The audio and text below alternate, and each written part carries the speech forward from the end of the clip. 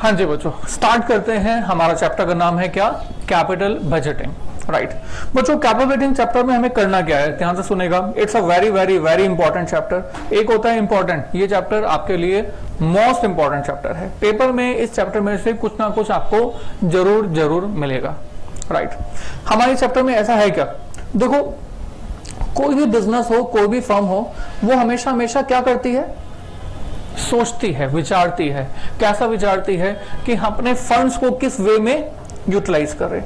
देखो कंपनी कोई भी हो, वो फंड्स यूटिलाइज ही तो करती है ना। कोई कंपनी है, पैसा कहां से आएगा, थोड़ा सोच के देखो। कंपनी के अंदर पैसा कहां से आएगा? या तो खुद का पैसा होगा, यानी कि इक्विटी कहेंगे, या तो फिर उधार लिया हुआ पैसा होगा, डिवेंचर बोलेंगे, बैंक लोन बोलेंगे, वेंचर कैपिटलिस्ट फंड्स बोलेंगे, तो कुछ भी बोलेंगे। तो फंड्स जो है कंपनी में हमेशा हमेशा किसी ना किसी सोर्स से आते हैं। राइट, और सोर्स से आने के बाद ये क्या कंपनी में हमेशा हमेशा पड़े रहेंगे? नहीं, कोई भी कंपनी इसका अनयूटिलाइजेशन नहीं करेगी। मतलब क्या करेगी कंपनी? इसको इन्वेस्ट करेगी। अब कंपनी जब भी पैसों को इन्वेस्ट करती है ना, तो that kind of investment can be in the two form, can be in the two form. Number one is called short term requirement for the short term period and number two for the long term. सबसे पहले मैं आपको short term समझा देता हूं कि short term क्या होता है। शॉर्ट टर्म का मतलब होता है कि कंपनी ने इसको इन्वेस्ट किया वर्किंग कैपिटल के लिए। कंपनी ने इन्वेस्ट किया वर्किंग कैपिटल के लिए। वर्किंग कैपिटल मतलब क्या हुआ? Current assets. सुना हुआ आपने? वर्किंग कैपिटल का मतलब क्या हुआ? Current assets minus current liabilities. Current assets current liabilities में इन्वेस्टमेंट करना क्यों जरूरी है? देखो, current assets and current liabilities में बिना इन्वेस्टमेंट किए कंपनी रन ही नहीं कर सकती। राइट, थोड़ा सोचो, कंपनी ने मशीनरी इंस्टॉल की, मशीनरी है 1 करोड़ की, तो 1 करोड़ की मशीनरी कंपनी ने इंस्टॉल कर दी है। राइट, पर मशीनरी इंस्टॉल करने के बाद मशीनरी वर्क कैसे करेगी, काम कैसे करेगी? कंपनी को सबसे पहले तो हाँ जी रॉ मटेरियल लेके आना होगा। राइट, अब रॉ मटेरियल अगर सप्लायर से उस समय मंगवाया जाएगा जिस समय मशीनरी को रन करना है, तो हो सकता है कि मशीनरी को वेट करना पड़े। तो हमें इस रॉ मटेरियल को क्या करना पड़ेगा? इसको हमें स्टोरेज में रखना होगा, ताकि मशीनरी पर में जब भी रॉ मटेरियल की जरूरत पड़े, इस रॉ मटेरियल को जल्दी से मशीनरी में इनपुट किया जा सके। राइट, तो अगर रॉ मटेरियल को स्टोर डिपार्टमेंट में हम लोग संभाल के रख रहे हैं, तो हमारी जो इन्वेस्टमेंट है वो कहां पर इन्वेस्टमेंट हो जाती है? रॉ मटेरियल में, रॉ मटेरियल के स्टोरेज में। रॉ मटेरियल मशीनरी में जाएगा तो क्या बन जाएगा? WIP। तो हमारी इन्वेस्टमेंट WIP में भी होगी। और जब WIP से फिनिश गुड्स बन जाएगा, तो सोचो क्या फिनिश गुड्स बनते ही बिक जाएगा क्या? नो, सामान को बनने के बाद, तैयार होने के बाद भी बेचने में कुछ समय लगता है। मैंने कहा सर इस फिनिश गुड्स को सेल होने में समय लगेगा, तो फिनिश गुड्स को जब तक सेल नहीं होता उसको हमें कहां रखना पड़ेगा? वेयर हाउस में या शोरूम में। राइट, मैंने कहा मारुति कंपनी है, मारुति कंपनी के लिए रॉ मटेरियल बताना क्या होगा? बहुत सारे स्पेयर पार्ट्स। राइट, और इसके अलावा शीट्स आयरन की, जिसको कि हमारी मारुति कंपनी जो यूज करती है। राइट, अब जब प्रोडक्शन जब हो रहा होता है, जब कार बन रही है, तो भी फैक्ट्री के अंदर 50-100 कार जो है हमें दिखती हैं, और वो 50-100 कार हमेशा दिखेंगी, क्योंकि वो पुराना रॉ मटेरियल इनपुट होगा, वर्क इन प्रोग्रेस में कन्वर्ट होगा, वो कहां पर कन्वर्ट हो जाएगा? फिनिश गुड्स में। राइट, और फिनिश गुड्स बनने के बाद मारुति कंपनी जो है वो बहुत सारी फिनिश गुड्स कारों को संभाल के रखती है। राइट, तो वहां पर भी कंपनी की हमेशा हमेशा इन्वेस्टमेंट रहती है। आप कंपनी के पास गए कार लेने के लिए। राइट, तो आपने कहा सर मुझे ये वाली कार लेनी है, तो मारुति कंपनी उसी समय आपको जो है, अगर आपने पैसा पे कर दिया है, उसी समय कार दे देगी। राइट, पर क्या वो ये कहेगी नहीं रुको पहले हम बनाएंगे, मैन्युफैक्चर करेंगे, रॉ मटेरियल खरीदेंगे, उसके बाद आपको बेचेंगे? नहीं, मतलब कंपनी ने जो है फिनिश गुड्स में भी अपना बहुत सारा पैसा इन्वेस्ट किया हुआ है। राइट, तो जनरली होता यह है कि सबसे पहले कंपनी के पास कैश होता है, कैश कन्वर्ट कर दिया जाता है रॉ मटेरियल में, और रॉ मटेरियल का जो अमाउंट है वो कन्वर्ट हो जाता है WIP में, WIP का अमाउंट कन्वर्ट हो जाता है फिनिश गुड्स में, और फिनिश गुड्स जब बिक जाते हैं, सामान बिक जाता है, तो भी पैसा इन्वेस्टेड होता है कहां पर? डेटर्स में। फिनिश गुड्स जब सेल होते हैं तो कैश ऑन द स्पॉट नहीं मिलता। फिनिश गुड्स जब हमने उधार बेचे हैं तो वो किस में कन्वर्ट हो जाएंगे, डेटर्स में, और डेटर्स में कन्वर्ट होने के बाद हमारे पास वापस क्या आ जाएगा, cash. So what I mean to say कि कैश हमारा वापस कैश में कन्वर्ट हो जाएगा, but it will take some time. But how much time will it take? Hardly 6 months, hardly 6 months, 7 months और हार्डली 1 year से, राइट। तो बच्चों हमारा जो कैश है, जो रॉ मेटेरियल में इन्वेस्टेड है, जो WIP में इन्वेस्टेड है, जो फिनिश गुड्स में इन्वेस्टेड है, या जो हमारा डेटर में इन्वेस्टेड है, वो हमारी इन्वेस्टमेंट बहुत लंबे समय के लिए नहीं है। Our cash will get converted into the cash in a very small span of time, that is 6 months, 7 months, 1 year। तो इस तरह की इन्वेस्टमेंट जो हम रॉ मेटेरियल में कर रहे हैं, WIP में कर रहे हैं, फिनिश गुड्स में कर रहे हैं, इस तरह की इन्वेस्टमेंट को हम क्या बोल रहे हैं, right, this is called short term investment. This is called short term investment. I think clear? So मैंने कहा सर ऑर्गेनाइजेशन के अंदर जो भी फंड्स आते हैं उस ऑर्गेनाइजेशन को, उस पैसे को कहां पर इन्वेस्ट करना होता है, नंबर 1 शॉर्ट टर्म इन्वेस्टमेंट में, राइट। तो इसको हम क्या बोलते हैं, वर्किंग कैपिटल। कुछ पैसा कंपनी का जो है वर्किंग कैपिटल का रिलाइज भी हो जाता है। कहां से रिलाइज हो जाता है, क्रेडिटर से, राइट। बच्चों क्रेडिटर्स कौन से लोग होते हैं, जिन्होंने शॉर्ट टर्म के लिए हमें पैसा उधार दिया हुआ है, लाइक क्रेडिटर्स, बिल्स पेबल। तो इनसे पैसा हमें मिल भी गया, तो मतलब वर्किंग कैपिटल मतलब current assets minus current liabilities. ये पैसा हमें जो है पैसा अपनी पॉकेट से इन्वेस्ट करना होता है। बच्चों ये जो शॉर्ट टर्म के इन्वेस्टमेंट है, that is covered under the working capital management. It is not the part of our subject.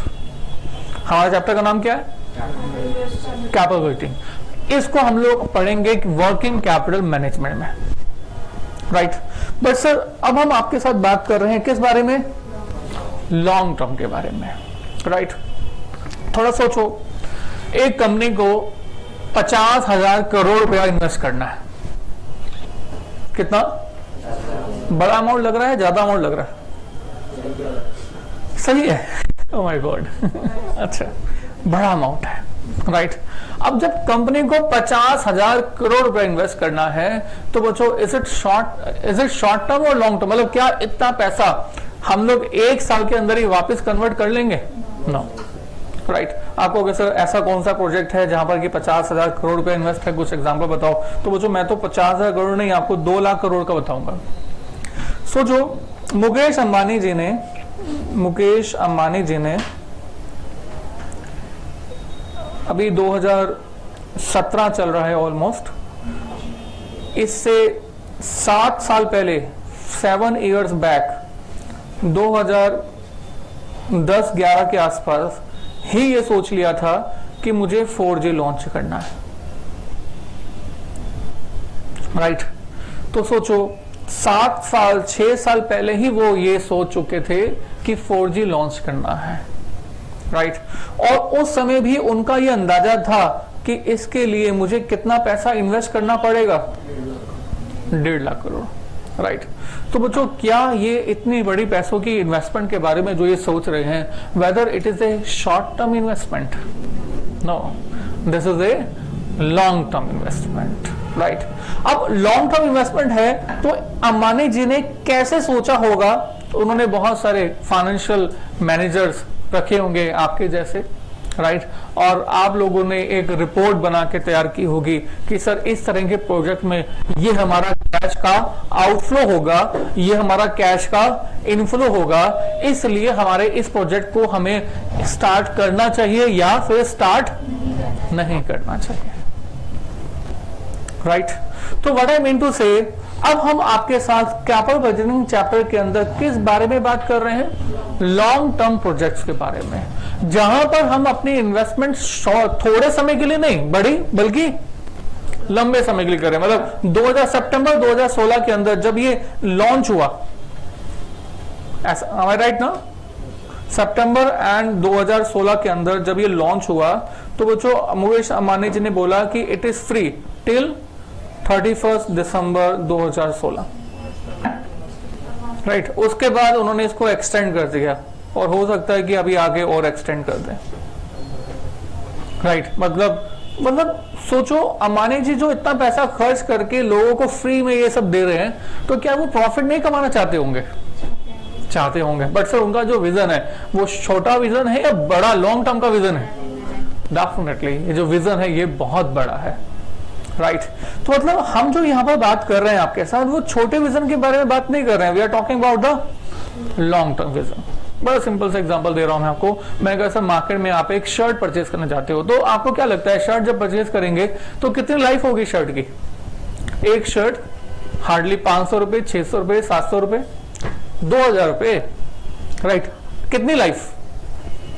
Life कितनी? हार्डली 6 महीने, 1 साल, लेट्स से 2 साल, है ना। So is it short term, long term? Short term, right. इसको हम short term category में डाल रहे हैं, राइट। बट सर मैंने कहा सर आप एक कार परचेज करने जा रहे हैं, you are going to buy a car, now is it a short term और long term? This is long term, right. Car जब परचेज करेंगे और जब शर्ट परचेज करेंगे, दोनों सिचुएशन के अंदर आपके पास जो मेंटल पावर होगी, ऐसे कहो कि आप जो सोचेंगे, विचारेंगे, खरीदने से पहले जो आप एनालाइज करेंगे, उन दोनों के दोनों प्रोसेस के अंदर डिफरेंस होगा या नहीं होगा? डेफिनेटली होगा, राइट। सो बच्चों यहां पर कैपेबल बजटिंग चैप्टर के अंदर हम आपके साथ जो बातें करने जा रहे हैं, वो उन प्रोजेक्ट्स के बारे में बातें करने जा रहे हैं जहां पर हमारा विजन थोड़े समय का नहीं है, हमारा विजन लंबे समय का है। और इन बड़े लंबे समय के विजन के अंदर हम लोग इन्वेस्टमेंट कैसे सोचेंगे कि हम करें या ना करें, that is covered under the capital budgeting. I think clear, right. बच्चों को मैं ऐसे समझाता हूं कि बच्चों that long term projects are always more important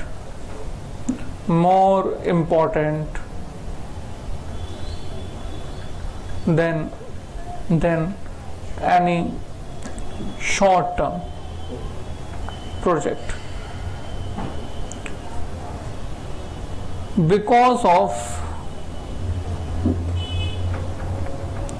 following 2 reasons। हाँ जी, because of following 2 reasons, mainly because of the 2 reasons. Number 1, पहला रीजन क्या है, राइट, बताएंगे आप? राइट, अमाउंट ऑफ इन्वेस्टमेंट जो हम लोग यहां पर पैसा खर्च करने जा रहे हैं, उसके जो वॉल्यूम है that is very big, right. Investment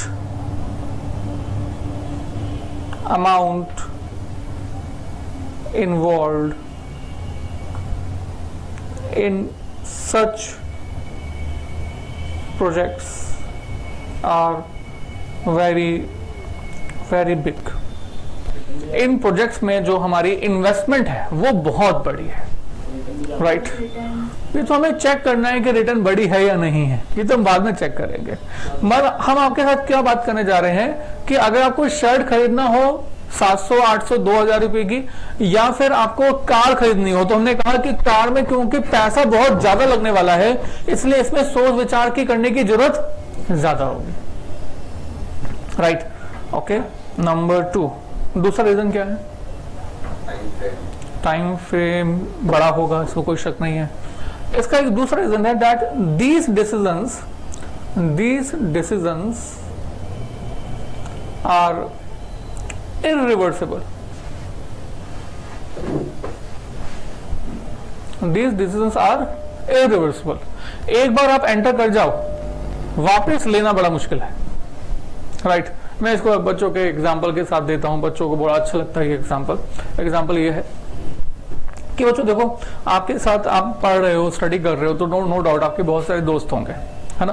पर जब ये दोस्त यार आपके साथ घूम रहे हैं, आपके साथ बैठे हुए हैं, दिस एंड दैट, तो आपने इनको सिलेक्शन के लिए कुछ ज्यादा सोचा विचारा या नहीं?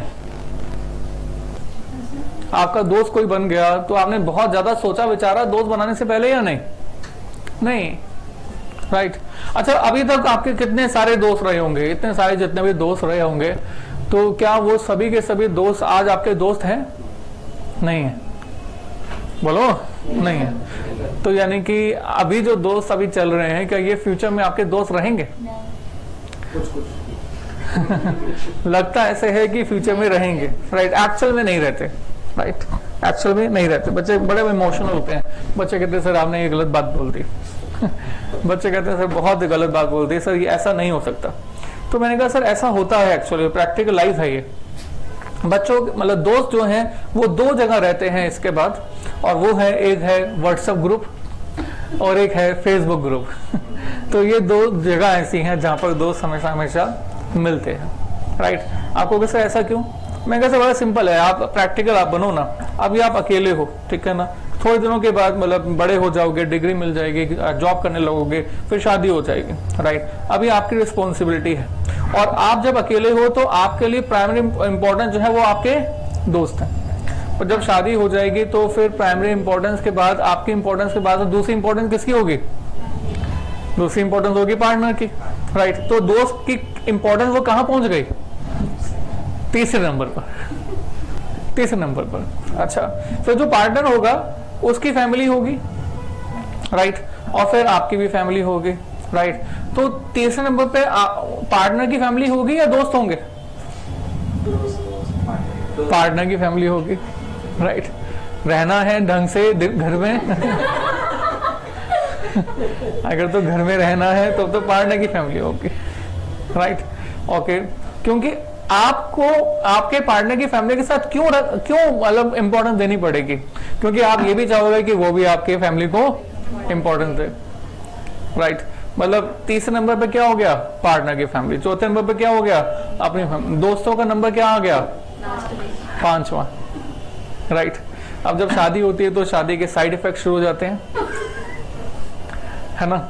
अब जब शादी के साइड इफेक्ट शुरू हो जाते हैं तो सबसे पहले इंपॉर्टेंस उनकी हो जाती है।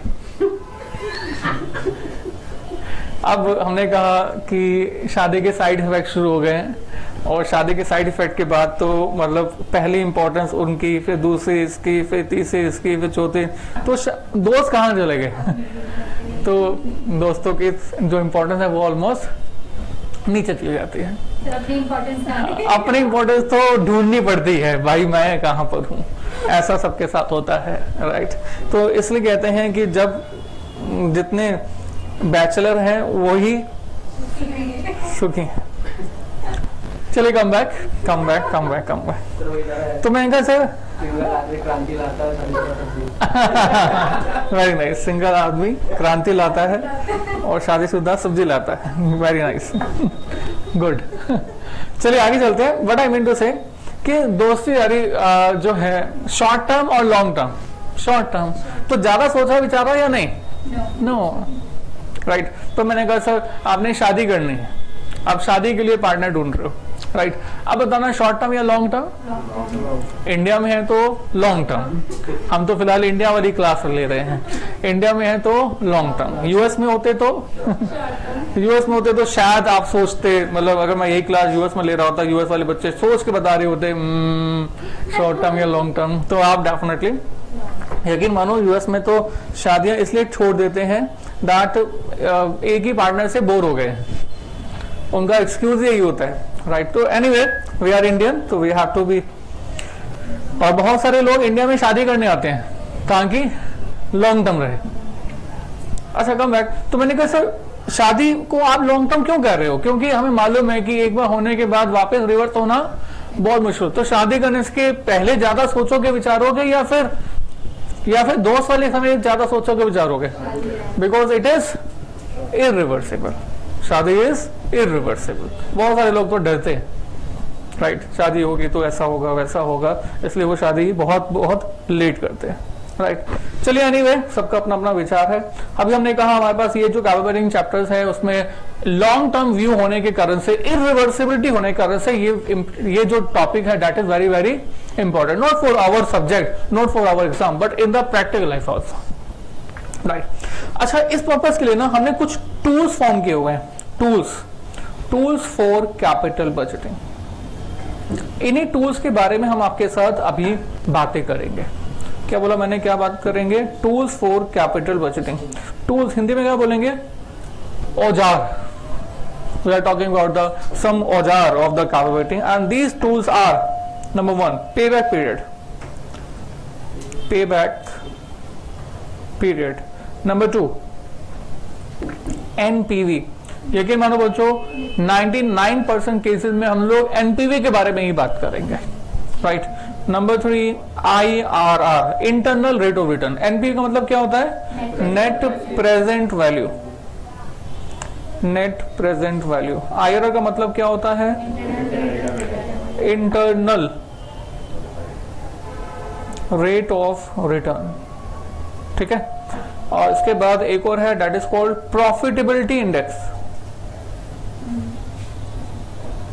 प्रॉफिटेबिलिटी इंडेक्स, इसको प्यार से हम लोग पीआई बोलते हैं। इसको एक और नाम बोलते हैं डिजायरेबिलिटी फैक्टर, डिजायरेबिलिटी फैक्टर, वो भी एक नाम है इसका। एक और टूल है, that is called ARR. ARR stand for the accounting rate of return, accounting rate of return. और इसका एक दूसरा नाम है, that is called average rate of return, average rate of return, right sir. So जो these are the tools of calculating. तो जो हमें अगर कैलकुलेटिंग चैप्टर पढ़ना है ना, तो सबसे पहले इन टूल्स को एक एक करके हमें पढ़ना पड़ेगा, राइट। बीच बीच में और भी है, terminal NPV and then modified IRR, right. तो बीच में आते रहेंगे, वो इनकी छोटी मोटी एक्सटेंडेड फॉर्म है, बट इट मॉडिफाइड आईआरआर। तो इसके बीच में की छोटी छोटी एक्सटेंडेड फॉर्मेट है, पर जो मेन बेसिक्स हैं वो यही वाली टूल्स हैं, राइट। तो हम लोग आगे प्रोसीड करते हैं। तो हम लोग सबसे पहले क्या करने जा रहे हैं, लिखेंगे, यस प्लीज, पे बैक पीरियड। कॉपी करना चाहते हैं? ओके फाइन, कॉपी कीजिएगा बच्चों। कहाँ से? नहीं, जरूर कॉपी करें। कॉपी के बीच में मैं आपके कभी नहीं आऊंगा। बच्चे का सबसे इंपॉर्टेंट काम क्या होता है? कॉपी। कॉपी से ही तो उसको मार्क्स मिलते हैं। हाँ जी, यहीं से कॉपी करना है। और पीछे, इसके पीछे शायद कुछ है भी नहीं, राइट। ये आप डायग्राम, चित्र बना सकते हो अगर बनाना चाहें तो। Please copy this very fast and we will start all this.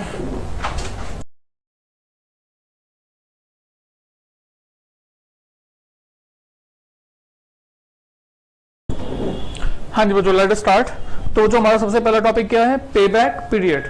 First topic है पे बैक पीरियड। आप सभी पे बैक पीरियड है क्या? राइट, सुनते हैं। पे back period, it is a time period, it is a time period within which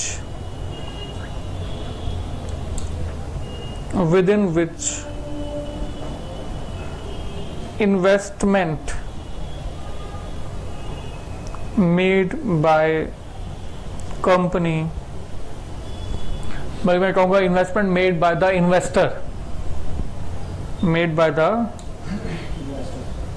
investor comes back. क्या लिखा? Comes back. ये वो टाइम गैप है, टाइम पीरियड है, जिसमें हम जो इन्वेस्टमेंट करते हैं वो इन्वेस्टमेंट हमारे पास वापस आ जाती है, right. It is a time gap within which our investment comes back, right. तो वो जो कोई भी बिजनेस हो, छोटा हो बड़ा हो, अगर आप 10 लाख रुपए भी लगा रहे हो, तो सबसे पहली टेंशन आपको क्या होगी कि आपने जो 10 लाख लगाया हुआ है ना, वो आपके पास वापस कितने समय में आ जाएगा, है ना। सबसे पहले आप ये चाहोगे कि 10 लाख मेरे वापस आ जाएं, राइट। अब कितने समय में आपके 10 लाख रुपए वापस आ रहे हैं, इसी को हम क्या बोल रहे हैं? पे बैक पीरियड। बड़ा सिंपल सा मीनिंग है इसका, राइट। आपको इसको कैसे कैलकुलेट करेंगे बच्चों, हम इसको एग्जांपल की फॉर्मेट में आपके साथ सीख रहे हैं। मैं सर देखो, मान लो T0 पर आपने 10 लाख रुपए की कॉस्ट लगाई, राइट। 10 लाख रुपए की कॉस्ट लगाने के बाद 1 2 3 4 4 डिफरेंट ईयर्स के अंदर आपके पास जो कैश इनफ्लो अराइज हो रहा है, that is suppose to be 2.5 lakh, 2.5 lakh, 2.5 lakh, 2.5 lakh. एक साल और ले लेते हैं, 5 ईयर, 2.5 लाख, राइट। अब बच्चों 10 लाख रुपए इन्वेस्टमेंट लगाने के बाद आपके पास वापसी आ रहे हैं पैसे, उसको क्या बोल रहे हैं? Cash inflow. बच्चों याद रखो, जितने भी ये टूल्स हैं, यहां से लेकर यहां तक, every tool is based on is based on cash inflows and outflows. अब आप कहोगे सही है, कैश इनफ्लो आउटफ्लो क्या होता है? वो जो देखो सारी दुनिया के अंदर, मतलब दुनिया के अंदर जो दुनिया भाग रही है वो किस लिए भाग रही है? कैश इनफ्लो के लिए। और कैश इनफ्लो के लिए उसको खर्च क्या करना पड़ता है? Cash outflow, right. बड़ा सिंपल सा मतलब है इसका कि आपकी जेब में कितना पैसा आ रहा है इनफ्लो, और आपकी जेब से कितना पैसा जा रहा है आउटफ्लो। जेब में पैसा आ कितना रहा है, जेब से पैसा जा कितना रहा है। बट बच्चों इसी को हमें देखना है। फिलहाल हमारे एग्जांपल में हमारे पास कैश इनफ्लो आउटफ्लो दे दिया गया है, राइट। अगर मान लो नहीं दे देता, मैं थोड़ा सा आइडिया दे रहा हूं कि कैश इनफ्लो कैसे कैलकुलेट होता है। बस सिंपल है, मैंने कहा सर एक कंपनी ने सेल्स की 10 लाख की, राइट। तो 10 लाख कंपनी के लिए क्या हो जाएगा, इनफ्लो या आउटफ्लो? इनफ्लो हो जाएगा। इसके लिए उसने खर्चा कर दिया 4 लाख का, तो 4 लाख क्या हो जाएगा, आउटफ्लो। कितना रह गया, 6 लाख। तो 6 लाख क्या बच गया उसके लिए, इनफ्लो। इसमें से उसने टैक्सेस भी पे कर दिए 50%, तो कितना रह गया, 3 लाख। 3 लाख क्या बच गया, कैश इनफ्लो। तो बाकी सब चीजें छोड़कर कंपनी के पास कैश इनफ्लो जो है वो कितने का है, 3 लाख। That's it, right. मतलब हमारे ये जो कैश इनफ्लोज गिवन है, इसमें आउटफ्लोज जो है जितने भी हमारी कंपनी खर्च करी है वो सब ऑलरेडी एडजस्ट हो चुके हैं। चलिए बच्चों, 10 लाख रुपए की इन्वेस्टमेंट है। 10 लाख की इन्वेस्टमेंट करके हमारे पास 2.5 लाख रुपए अराइज हो रहा है। तो हमारे 10 लाख रुपए हमारे पास वापस कितने समय में आ रहे हैं? हाँ जी, कितने समय में आ रहे हैं? 4 साल में। तो बच्चों 4 साल को क्या बोलेंगे, पे बैक पीरियड। आपको सर फाइंड कैसे करेंगे हम लोग? बच्चों कैसे फाइंड करेंगे, लेट अस डू दिस। हमने कहा सर पे बैक पीरियड, हाँ जी बताएंगे कैसे? Cash outflow divided by cash inflow per annum. Cash outflow divide by cash inflow per annum. तो this is 10 lakh upon 2.5 lakh, और बच्चों इसको डिवाइड करके क्या आ जाएगा, 4 इयर्स। तो 4 साल में हमारे द्वारा इन्वेस्ट किया गया पैसा हमारे पास वापस आ रहा था, इसलिए हमने इसको बोल दिया दिस इज पे बैक पीरियड। कोई डाउट बच्चों इसमें? नहीं। बच्चों के मन में सवाल आता है इसके बाद कि सर आपने ना यहाँ पर थोड़ा सा जो वर्किंग की है वो थोड़ी सी इस तरह से की है कि हर साल का कैश इनफ्लो सेम लिख लिया। अगर सेम नहीं लिखते तो बच्चों अगर हर साल का कैश इनफ्लो सेम नहीं होता तो इस केस में हम लोग एग्जांपल नंबर 2 फॉर्म करते हैं। First, second, third, fourth, fifth. मैंने कहा सर सपोज करो कि आपके पास कैश आउटफ्लो जो है वो 10 लाख का है और कैश इनफ्लो डिफरेंट ईयर में वो है 2 लाख, 3 लाख, 3 लाख, 2 लाख, 4 लाख। और क्वेश्चन कहता है फाइंड, क्या फाइंड करो, पे बैक पीरियड फाइंड करो। This is you have to find out, right. तो बच्चों इस केस में हम लोग पहले वाले एग्जांपल वाला फॉर्मूला तो यूज नहीं कर सकते ना। पहले वाला एग्जांपल वाला फॉर्मूला क्या था, cash outflow upon cash inflow per annum. यहाँ पर कैश इनफ्लो पर एनम हर साल के लिए सेम नहीं है, तो we can't use the first formula. अगर फर्स्ट फॉर्मूला यूज नहीं कर सकते तो क्या करें? तो बच्चों इस केस में हम लोग एक टेबल फॉर्म करते हैं। क्या फॉर्म करेंगे? टेबल। तो इस टेबल का नाम क्या होगा? That is statement showing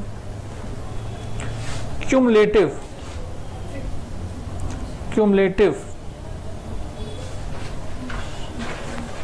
cash inflows. Statement showing cumulative cash inflows. तो बच्चों कैसे लिखेंगे? सबसे पहले ईयर्स लिखिए, साथ के साथ कॉपी कीजिए, दैट विल बी फाइन। 1 2 3 4 5। तो इन डिफरेंट ईयर्स के अंदर आपके पास जो कैश इनफ्लोज हैं वो कंसिडर करते हैं। तो कैश इनफ्लोज डिफरेंट ईयर्स में कौन कौन से हैं? 2 लाख, 3 लाख, 3 लाख, 2 लाख और 4 लाख, राइट। अब क्यूमुलेटिव फाइंड करना है, क्यूमुलेटिव कैश इनफ्लोज। तो ये क्यूमुलेटिव कैश इनफ्लोज कैसे फाइंड करते हैं? First number as it is 2 lakh, और इस फर्स्ट नंबर में अगला नंबर ऐड कर दो। तो 2 लाख में 3 लाख प्लस कर देते हैं तो इट बिकम्स 5 लाख। इसमें नेक्स्ट नंबर प्लस कर दो, नेक्स्ट नंबर प्लस कर दो। तो बच्चों 10 लाख रुपए कितने सालों में रिकवर हो गया? 4 सालों में। तो जैसे ये 4 सालों में रिकवर हो गया तो इसी 4 को हम लोग क्या बोल देंगे? पे बैक पीरियड, राइट। आपको कैसे इससे आगे क्यों नहीं गया? सर कर भी लोगे तो उससे कोई फर्क नहीं पड़ता। हमारा पे बैक पीरियड तो 4 साल आ गया, अब बच्चे कहते हैं कि सर आपने ना एग्जाम्पल ऐसा लिया है जिससे कि टोटल जो है वो 10 आ जाए, अगर 10 नहीं आए तो राइट बच्चा तो ऐसे ही सोचेगा ना कि आपने एग्जाम्पल ऐसा क्रिएट किया जिससे कि टोटल कितना आ जाए 4 साल में, 10 नहीं आए तो राइट। हमने कहा example number 3 right. So example number 3 क्या बना रहे हैं? Example 3 almost same question, cost 10 lakh, 1 2 3 4 5 years, और 5 ईयर्स के अंदर हमने कहा कि बच्चों कैश इनफ्लोज जो हैं वो इस प्रकार हैं, 2 लाख, 3 लाख, 3 लाख, 4 लाख एंड देन 4 लाख, तो टोटल 10 लाख नहीं आएगा ना, नहीं आएगा। और क्वेश्चन क्या कह रहा है, क्या फाइंड करो? फाइंड, हाँ जी, पे back period right. So this is again find out. तो जो क्या पहले वाला फॉर्मूला यूज कर सकते हैं? पहले वाला, सबसे पहले वाला नहीं, पहले वाले फॉर्मूला यूज करने के लिए आपके पास हर साल का कैश इनफ्लो का अमाउंट सेम सेम होना चाहिए। तो क्या आपके पास कैश इनफ्लो का अमाउंट हर साल के लिए सेम सेम है? नहीं है। तो बच्चों क्या करेंगे? We will have to form the table. तो statement showing cumulative cash inflows, statement showing cumulative cash inflows. So year 1 2 3 4 5 and year 1 2 3 4 5 में हमने कहा कि हम क्या लिखने जा रहे हैं? Cash inflow.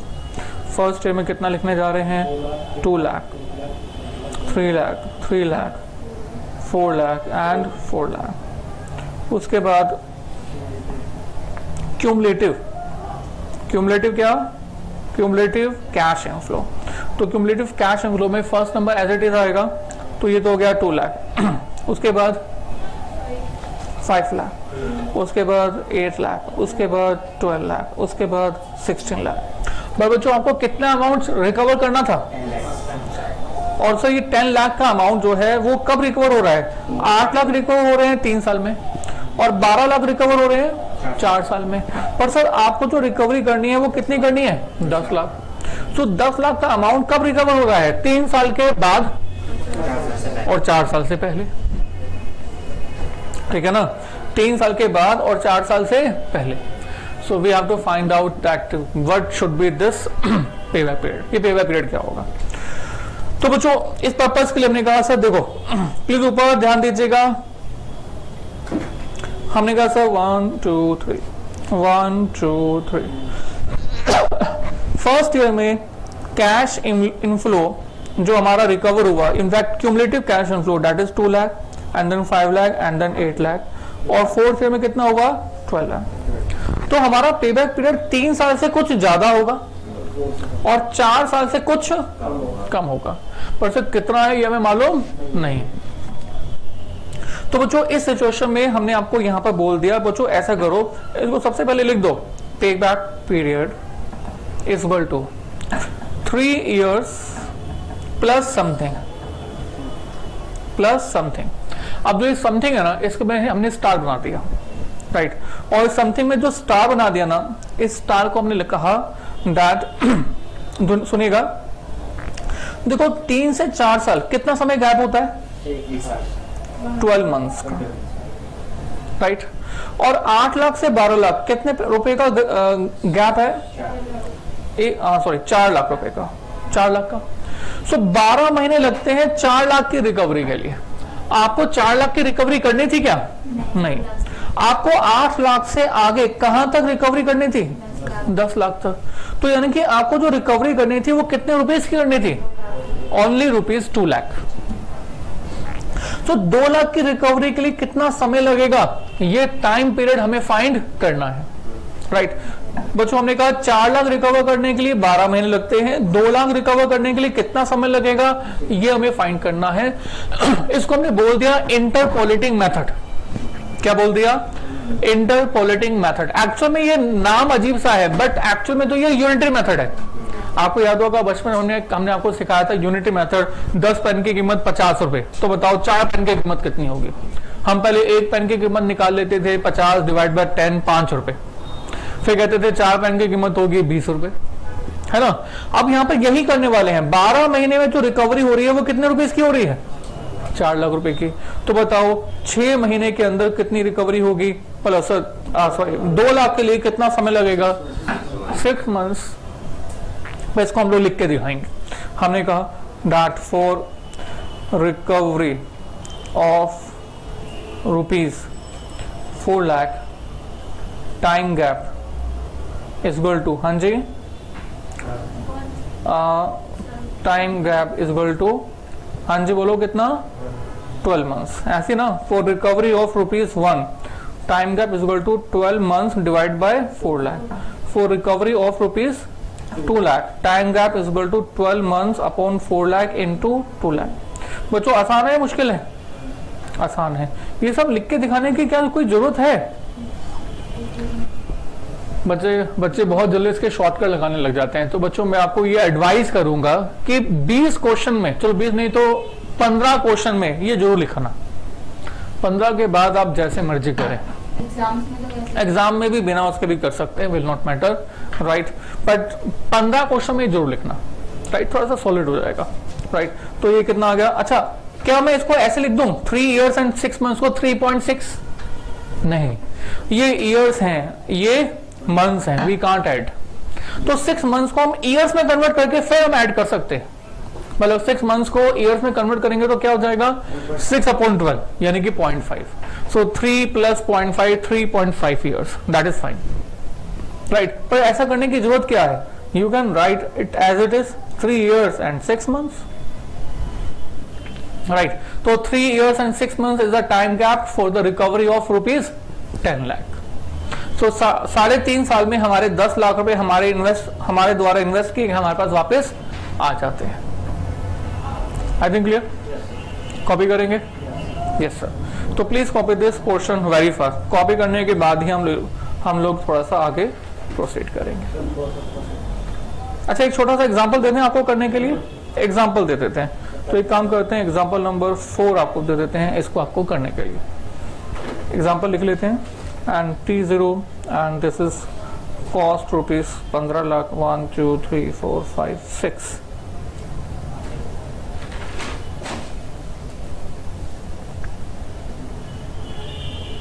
cash inflow 3 lakh 4 lakh 2 lakh 4 lakh 5 lakh 5 lakh। find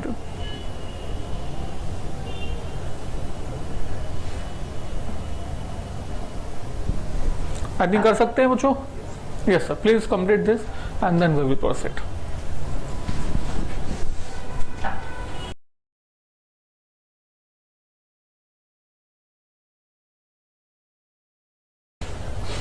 हाँ जी बच्चों, आपने नो डाउट ये कर लिया होगा। मैं आपको बता देता हूँ कि इसका आंसर क्या आया है। इसका आंसर आया है बेसिकली 4.4 ईयर्स, और जिन बच्चों ने मंथ्स में कैलकुलेशन की हैं तो 4 years and 4.8 मंथ्स, राइट। चलिए सर आगे चलते हैं। हमने कहा ये आपने, मुझे विश्वास है कि आपने डेफिनेटली कर लिया होगा, राइट। अब हम आगे प्रोसीड कर रहे हैं बच्चों। इसके बाद पेबैक पीरियड भी ना, पेबैक पीरियड ये भी 2 तरह का होता है। पेबैक पीरियड होता है एक तो सिंपल पेबैक पीरियड और एक होता है डिस्काउंटेड पेबैक पीरियड, ठीक है। अब ये इसमें फर्क क्या होता है मैं आपको बताने की कोशिश करता हूं। सिंपल पेबैक पीरियड का मतलब हुआ कि जो हम कर रहे थे, अभी हमने जो पैसा लगाया था वो पैसा हमारे पास कितने समय में वापस आएगा, राइट। पर सर डिस्काउंटेड पेबैक पीरियड के अंदर थोड़ा सा चीजें हमारी बदल जाती हैं। पर सबसे पहले तो ये सवाल कि सर डिस्काउंटेड पेबैक पीरियड को बनाने की जरूरत क्या पड़ी, वाई, राइट। अब इस पर्पज के लिए आपको बताना चाहूंगा, मैंने कहा सर हमारे पास 2 प्रोजेक्ट है, suppose project 1 and project 2, right. अब अगर मैं इन दोनों का पेबैक पीरियड आपको दे दूं, बता दूं, पेबैक पीरियड अगर मैं आपको बता दूं तो क्या बता सकते हो कि दोनों में से किसको सिलेक्ट करेंगे? बता सकते हो? मैं सपोज करो यहां पर है 2 years और ये है 3 years, तो किसको सिलेक्ट करोगे?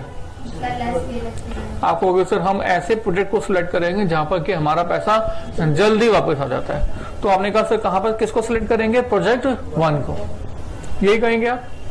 बट सर आपने जब सिंपल पे पीरियड के बेसिस पर अपना आंसर दे दिया ना, तो you are not 100% correct in all the times. ऐसा क्यों? बच्चों देखो, मैंने प्रोजेक्ट 1 के लिए आपको कुछ बातें बताई। मैंने कहा सर 1 2 3 हमारा जो प्रोजेक्ट है वो किस तरह का है? हमारा प्रोजेक्ट इस तरह का है कि आप स्टार्टिंग में कॉस्ट खर्च करोगे 10 लाख रुपए की, राइट, और जो आपका कैश इनफ्लो अराइज होगा ना वो ऐसे होगा 5 लाख और 5 लाख, उसके बाद कुछ नहीं। प्रोजेक्ट 2 कैसा है?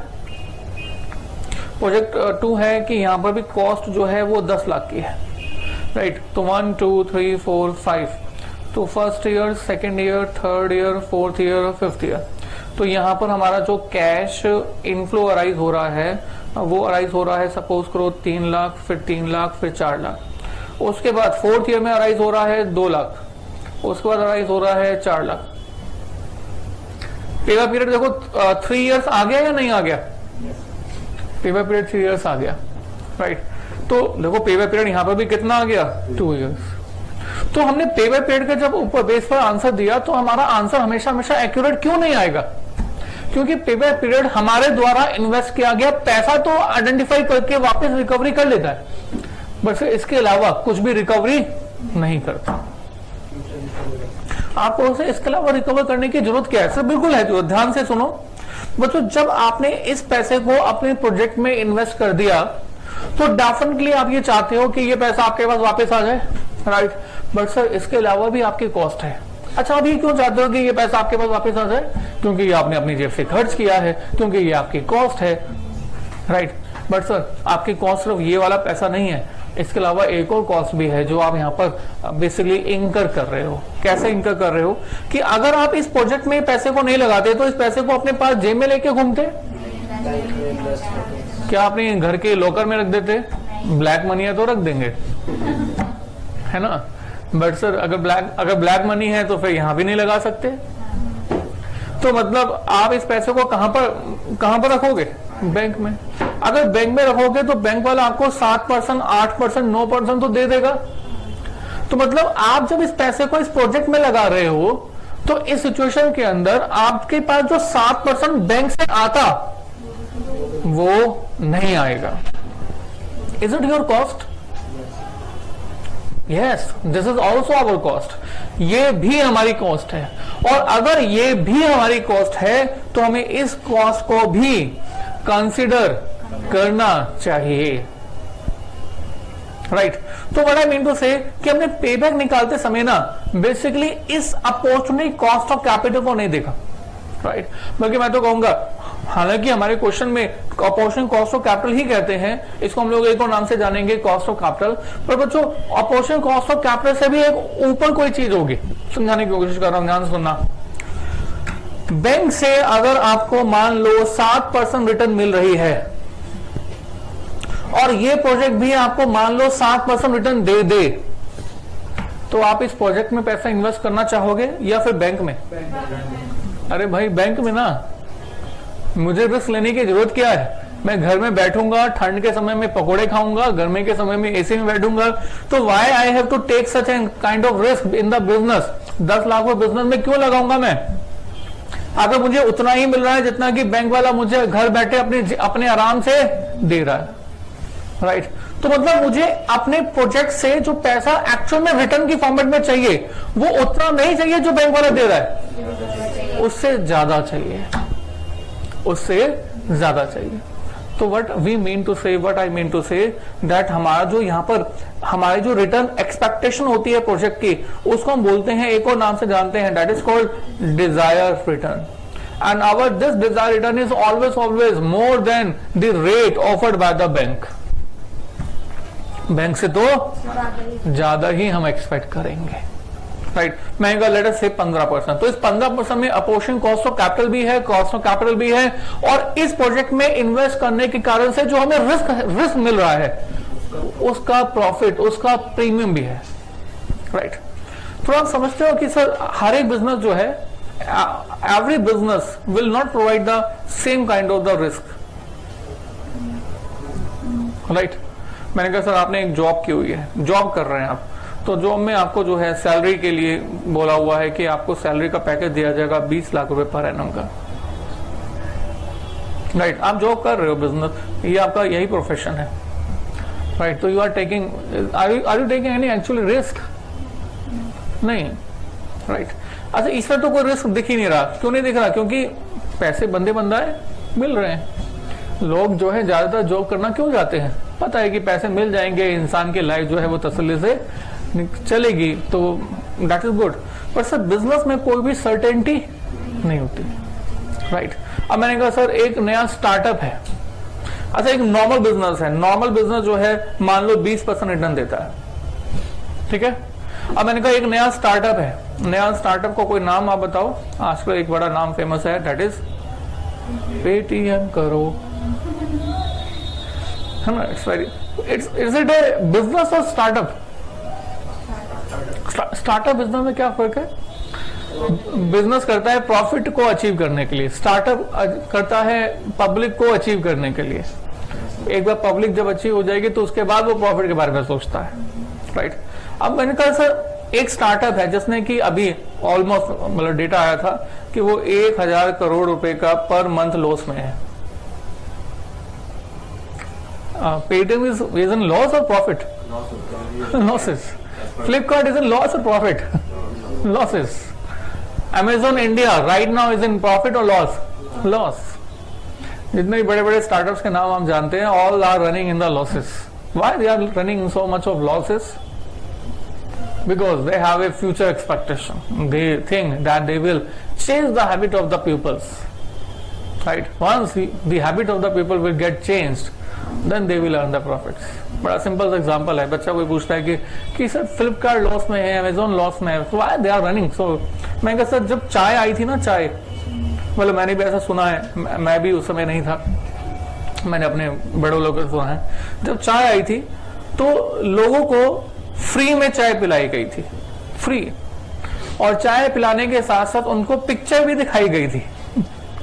एक बड़ा सा पर्दा लगा दिया जाता था और कहा जाता था कि आप पिक्चर देखो, फ्री की चाय पियो, right.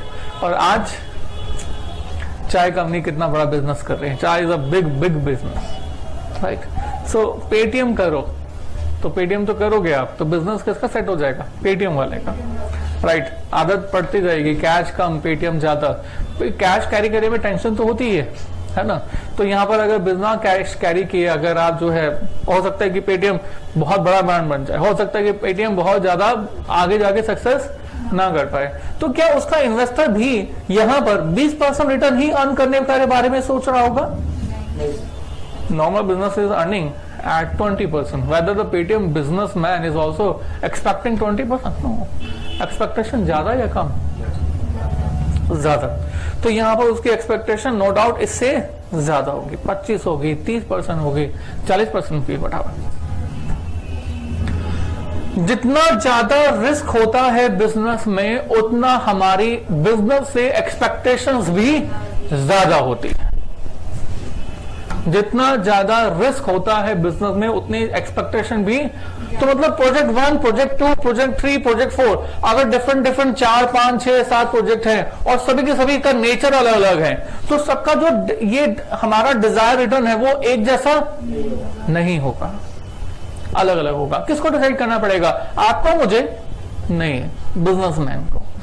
How the businessman, how the investor is expecting from this his business. तो इसलिए आपको मुझे इस बारे में टेंशन लेने की जरूरत नहीं है, but we must have a knowledge कि yes we have to take this desired return also.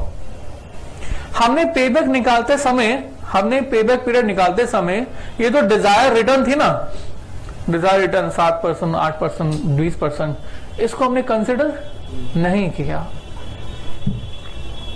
है ना। तो जो जब हम इस 7%, 8%, 20% को भी कंसिडर करेंगे, उसके बाद पेबैक पीरियड निकालेंगे, that kind of payback period is called discounted payback period. I think clear? मैं रिपीट करता हूं, मैंने कहा पेबैक पीरियड का, डिस्काउंटेड पेबैक पीरियड का मीनिंग क्या है, लिखेगा डिस्काउंटेड पेबैक पीरियड।